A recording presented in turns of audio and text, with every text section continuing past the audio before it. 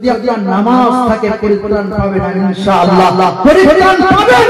আল্লাহ সুবহানাহু ওয়া তাআলা সমস্ত ইবাদতকে সাপোর্ট দিয়ে আপনাকে জান্নাতে নিয়ে যায়, বলুন সুবহানাল্লাহ। দেখেন দান এমন একটা ইবাদত, পৃথিবীতে এর চেয়ে শক্তিশালী মজবুত ইবাদত আর কিছু নেই। নামাজ তো আল্লাহ সুবহানাহু ওয়া তাআলার কাছে একটা অবশ্যই অপূর্ব বড় নিয়ামত, একটা ইবাদত বটে, কিন্তু দান এমন একটা ইবাদত যার মাধ্যমে জান্নাত কিনে নেওয়া যায়। কি কিনে নেওয়া যায়?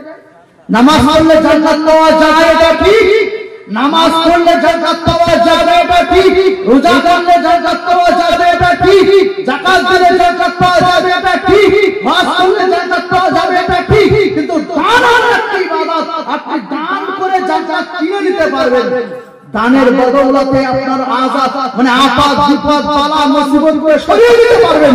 দানের বদৌলতে কবরের আযাব সঙ্গে সঙ্গে রাসূল বলেন বন্ধ হয়ে যাবে। এই গ্রামে অনেকের মা মারা গেছে না, অনেকের ভাই মারা গেছে, মারা গেছে না? তো মা বোন ভাই আত্মীয় স্বজন যারা মারা গেছে তাদের জন্য আল্লাহর ঘরে যে দান করেছেন, রাসূল বলেছেন সঙ্গে সঙ্গে দান করার সঙ্গে সঙ্গে কবরের আযাবটা নিভে যাবে, ওই রকম ভাবে যেভাবে আগুনে পানি দিলে নিভে যায়, বলুন সুবহানাল্লাহ। বুঝেছেন না বলেন নাই? দান এরকম একটা জিনিস।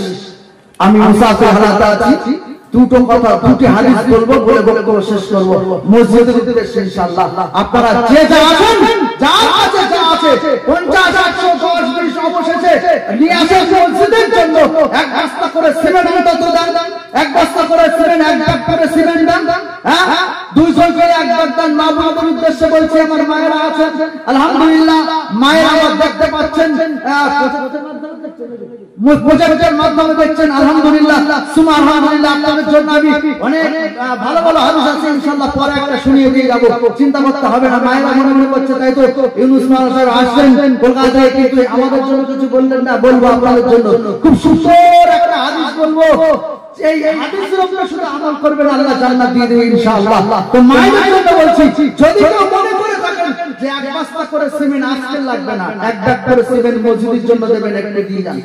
500 করে টাকা, 100 করে টাকা, 50 20 টাকা, যে যেমন পারবেন দিয়ে যান ইনশাআল্লাহ। দেখবেন আপনার জন্য এই দান সাদকা জারিয়া হিসাবে কবরের মধ্যে পৌঁছে যাবে। নামাজ কি জিনিস দেখেন, আপনাকে বোঝাচ্ছি। আল্লাহ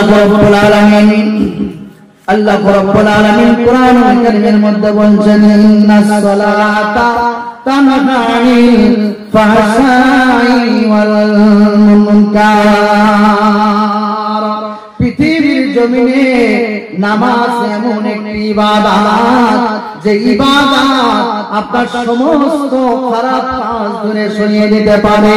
আপনি যখন আল্লাহর উদ্দেশ্যে 2 রাকাত সালাত আদায় করবেন, 5 রাকাত 2 রাকাত, আল্লাহ সুবহানাহু ওয়া তাআলা বলেন ওই 2 রাকাত সালাতের এত পাওয়ার, এত মজবুত, এত পাওয়ার, এত ক্ষমতা, যে নামাজের বদৌলতে আপনার জীবনের সমস্ত খারাপ কাজ দূরে সরে যেতে পারে।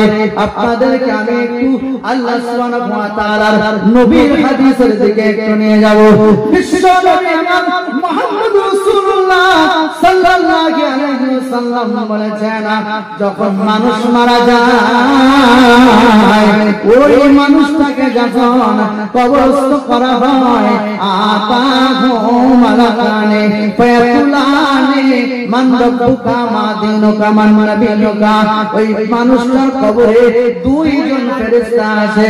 একজন বলবে, এই ফেরেশতা 2 জন 3 খানা প্রশ্ন করবে, মা রে, বোন রে, ভাই আমার, বাপজি আমার, 3 খানা প্রশ্ন করবে।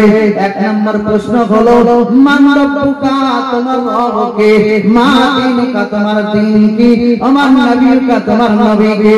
3 খানা প্রশ্নের উত্তর যদি দিতে পারে, ওর সামনে জাহান্নামটাকে ধরা হবে, দেখে বলা হবে, দেখো এটা হলো জাহান্নাম, এই জাহান্নামে তুমি পুড়তে, তুমি জ্বলতে, আল্লাহ তোমাকে এই জাহান্নামের মধ্যে দিয়ে দিত।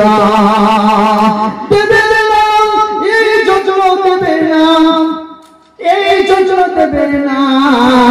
তুমি দুনিয়ার জমিনে আল্লাহর ইবাদত করেছো, দান করেছো, সাদকা দিয়েছো, নামাজ পড়েছো, ইবাদত করেছো বলে, ইতিমকে খাইয়েছো বলে, ফকিরকে খাইয়েছো বলে আল্লাহ খুশি হয়েছে।